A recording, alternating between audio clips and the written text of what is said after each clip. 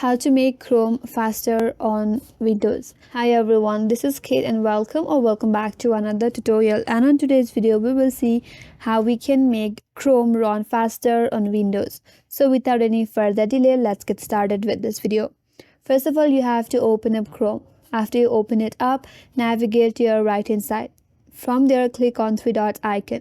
From this menu bar, click on Settings. Once you're on the settings, navigate to your left hand side. From here, go to System.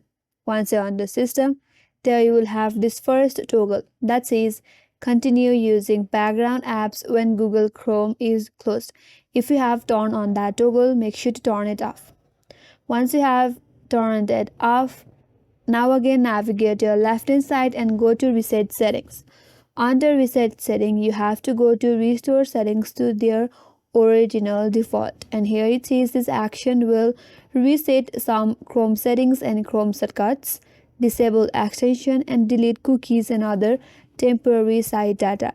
Here it says your bookmarks, history, and saved passwords won't be affected. So here click on Reset Settings.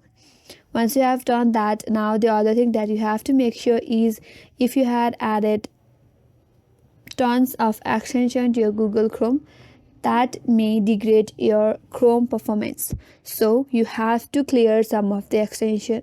In order to check your extension, navigate to the extension icon from the top right corner and then go to Manage Extensions. Here, if you have added more than 20 extension, you have to remove some of the extension that you don't use.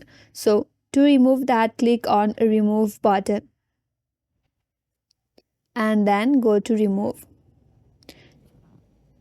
So make sure to clear some of your extension. By doing this, your Chrome will work faster in your Windows. And that's all for today's video. Hope this video helped you. If you are new to our channel, consider subscribing. Thank you for watching and stay tuned for more tutorials.